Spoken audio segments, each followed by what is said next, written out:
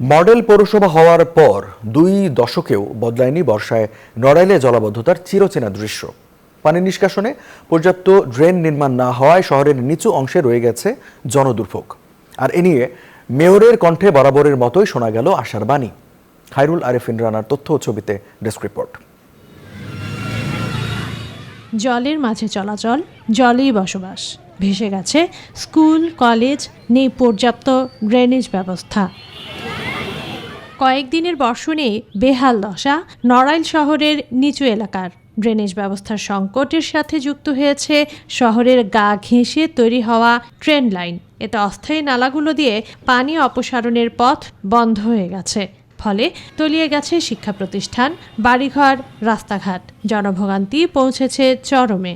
ছড়িয়ে পড়ছে পানিবাহিত রোগ, সাপ, পোকামাকড়ের শঙ্কায় তটস্থ এলাকাবাসী।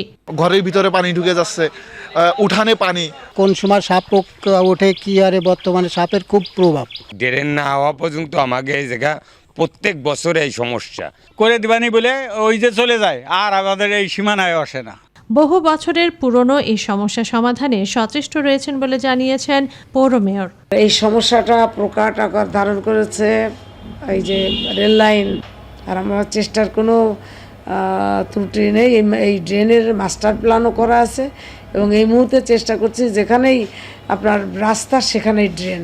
কোনো আশ্বাস নয়, সমস্যা সমাধানে দ্রুত ব্যবস্থা নেওয়া হবে প্রত্যাশা এলাকাবাসীর।